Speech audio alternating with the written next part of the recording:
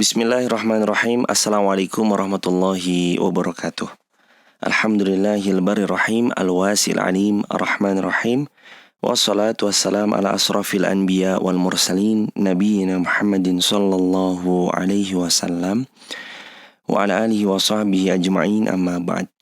Bersyukur kepada Allah, karunia-Nya tiada terhingga, nikmat-nikmatnya begitu sempurna. Semoga sebagai seorang hamba kita senantiasa bisa bersyukur kepadanya, dan mudah-mudahan Allah izinkan kita tetap istiqomah sampai kita diwafatkan husnul khatimah.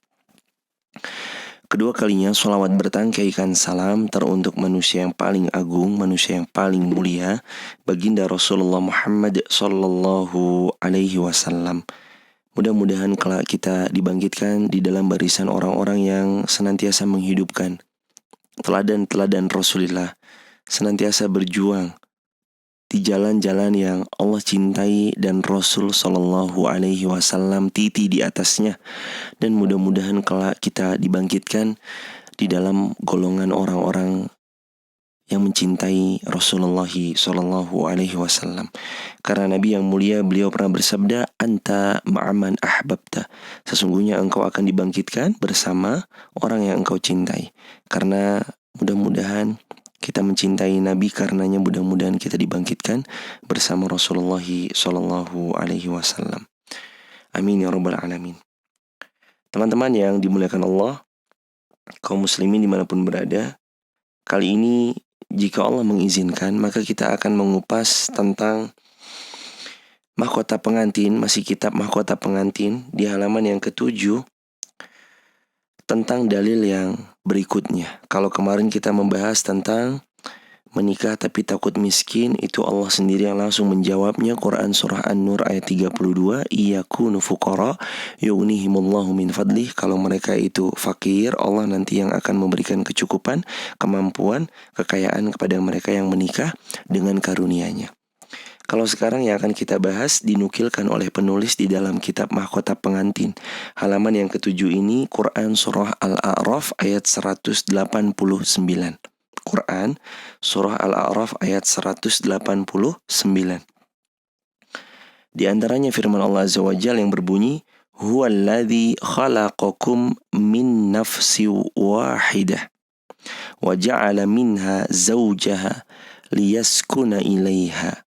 Al-ayah, yang artinya, dialah Allah yang menciptakan kamu dari jiwa yang satu, Adam alaihissalam, dan daripadanya Allah menciptakan pasangannya, ibunda kita Hawa alaihissalam, agar dia merasa senang kepadanya. Quran surah Al-A'raf ayat 189. Kalau teman-teman lanjutkan kepada paragraf berikutnya di halaman ke-7 ini dalam kitab mahkota pengantin ini, teman-teman akan bertemu dengan nukilan Quran surah An-Nisa ayat yang pertama. Kalau di dalam kitab ini tidak dinukilkan bahasa Arabnya, tapi langsung artinya, insyaallah kami bacakan yang lafaz Arabnya. Ya ayuhan nasu taqu rabbakumul ladzi khalaqakum min nafsin wahidah wa khalaqa minha zawjaha wa batha minhuma rijalan katsiran wa nisaa wa nisaa wattaqullaha alladzi tasaaluna bihi wal arham innallaha kana 'alaikum raqiba. Ayat pertama Quran surah An-Nisa ini artinya adalah, wahai sekalian manusia, bertakwalah kepada Allah yang telah menciptakan kamu dari diri yang satu. Maksudnya adalah Adam alaihissalam. Dan Allah menciptakan pasangannya, ibunda kita Hawa alaihissalam. Dari keduanya Allah mengembangbiakkan laki-laki dan perempuan yang banyak. Kita ini anak keturunan Adam. Bertakwalah kalian semua kepada Allah yang dengan namanya kalian saling meminta. Dan perintah Allah, dan peliharalah hubungan silaturahim. Tasa'aluna bihi wal arham, dan jagalah hubungan silaturahim. Innallaha kana 'alaikum raqiba, sesungguhnya Allah dialah zat yang selalu menjaga, lagi maha mengawasi setiap yang dilakukan hamba-hambanya. Nah, ayat ini teman-teman sekalian yang dimuliakan Allah, ketahuilah yang ingin disampaikan salah satunya, sebagaimana nanti teman-teman bisa kembali dalam kitab tafsir Al-Quranul Azim karya Al-Hafiz Ibnu Katsir. Di antara stressing point-nya adalah bahwa Allah menciptakan manusia itu nenek buyutnya, kalau bahasa kita ya, nenek buyutnya atau nenek moyangnya adalah Adam dan ibunda kita Hawa alaihimussalam atau alaihimussalam. Di mana laki-laki itu Allah berikan pasangan, yakni seorang perempuan. Jadi nggak ada dalam Islam laki-laki menikah dengan laki-laki, perempuan menikah dengan perempuan. Dalam Islam tuh nggak ada. Yang hari ini mayoritas dikenal dengan istilah LGBT. LGBT nggak ada dalam Islam. Adanya apa? Adanya adalah laki-laki menikah dengan perempuan. Begitupun sebaliknya, perempuan menikah dengan laki-laki. Nah, inilah fitrah. Fitrah gitulah. Fitrahnya manusia adalah mereka menikah dengan lawan jenisnya, bukan dengan sesama jenis. Kemudian selanjutnya ada kalimat di sini liyaskuna ilaiha, agar seseorang yang telah menikah menemukan pasangannya. Di sini maksudnya adalah menikah. Liyaskuna ilaiha, ia merasa sakinah bersamanya. Jadi tenang, nyaman, tentram. Hidup orang yang sudah menikah, selama pernikahan mereka itu dibangun atas pondasi ilmu syar'i yang indah, atau mereka misalkan sama-sama berproses untuk menjadi pribadi yang lebih baik dengan setiap harinya suaminya ngaji, istrinya ngaji, memperbanyak amal soleh, saling support dalam ketaatan, bahagia, nyaman hidupnya, enjoy menjalani hari-harinya. Jadi yang lagi mau kita bahas ini tentang seseorang yang menikah itu tenang loh. Jiwanya tenang, batinnya tenang, raganya pun juga tenang. Dia mendapati ada pasangan hidupnya yang bisa mensupport dia saat dia down. Kalau ada masalah, ada tempat sharing. Jadi ada dua pandangan nih, pandangan dari sudut pandang laki-laki serta sudut pandang perempuan. Indah kan? Litaskunu ilaiha. Kalau dalam Quran surah, di sini ada kayaknya deh. Di pertemuan berikutnya mungkin akan kita bahas ya. Atau bahkan di pertemuan ini gak ada masalah. Di pertemuan ini sekaligus mungkin kita akan bahas litaskunu ilaiha itu yang tadi saya sebutkan, itu terdapat dalam Quran surah Ar-Rum ayat 21. Ini sering banget kita jumpai di undangan, di kertas undangan pernikahan tuh sering banget tertempel ayat itu. Litaskunu ilaiha, agar kalian merasa sakinah bersamanya, tenang bersamanya, hidup tentram bersamanya. Wanita yang tahu ilmu, dia tahu bagaimana mengkondisikan suaminya, melayani suaminya, senyum di hadapan suaminya, berdandan di hadapan suaminya, memakai wangi-wangian yang sangat disukai suaminya. Dia tahu karena dia punya ilmu. Bukan lantas dia menjadi wanita yang menyeramkan dalam tanda kutip bagi suaminya. Sering ngomel, berkata kasar, suka mukul suaminya dan sejenisnya. Nauzubillahi min dzalik. Enggak. Apa yang menghiasi seorang wanita muslimah? Dia mau memberikan pelayanan terbaik untuk suaminya, memakai pakaian-pakaian yang disukai suaminya, memakai parfum kesukaan suaminya. Dia berdandan di hadapan suaminya. Itu karena ilmu. Karena ilmu. Sekali lagi, ilmu yang menghantarkan wanita muslimah melakukan itu semua. Dan terlebih dari itu semua, motivasinya apa? Motivasinya adalah karena dia mengharap ridho Allah Azza wa Jal. Itu motivasi tertinggi wanita muslimah. Jadi saat ia berusaha melayani suaminya dengan pelayanan terbaik, sebenarnya bukan hanya sedang berbuat baik kepada suami ia saja, tapi sejatinya jauh daripada itu semua, dia sedang mencari ridho Rabb-nya Allah Azza wa Jal. Dia sedang mengharap rahmatnya Allah Azza wa Jal. Yang dia cari adalah syurga yang Allah janjikan bagi wanita yang memberi pelayanan terbaik buat suaminya. Pun juga sebaliknya, suami pun juga apa sih yang mendasari ia mau keluar dari rumahnya, bekerja keras, rela panas-panasan, rela hujan-hujanan, rela diomelin oleh atasan? Demi siapa sih? Apakah demi anak istrinya semata? Jawabannya kan enggak. Jawabannya kan ia melakukan itu, proses mencari nafkahnya itu kan karena ia taat pada Allah sebagai Rabb-nya yang telah memerintahkan bahwa ar-rijalu qawwamuna 'alan nisa bima faddalallahu ba'dahum 'ala ba'd wa bima anfaqu min amwalihim. Bahwa ar-rijal, laki-laki itu memang pengayom bagi wanita. Salah satunya adalah selain karena memang keutamaan yang Allah berikan, nomor duanya wa bima anfaqu min amwalihim, karena nafkah yang diberikan lewat harta yang ia usahakan. Jadi laki-laki keluar rumah dia mencari nafkah bukan hanya sekedar supaya anaknya bisa makan, istri bisa makan, enggak. Lebih daripada itu karena memang Allah memerintahkan. Jadi saat dia mencari nafkah, setiap titian langkah demi langkah, putaran roda yang sepedanya ia jalankan, ia kayu, putaran roda motor yang senantiasa berputar, itu tuh melahirkan selaksa pahala buat laki-laki yang tulus ikhlas mencari nafkah karena mencari ridho Allah Azza wa Jalla. Indah banget kan? Indah luar biasa. Maka teman-teman yang dimuliakan Allah, ketahuilah pernikahan itu seluruh isinya adalah ibadah, ibadah, ibadah. Maka yang belum menikah segeralah menikah. Yang sudah menikah, hiasi diri kita dengan ilmu supaya pernikahan kita itu isinya semuanya adalah ilmu, ilmu, ilmu, dan ilmu. Amalan itu kan menjadi indah karena dihiasi dengan ilmu.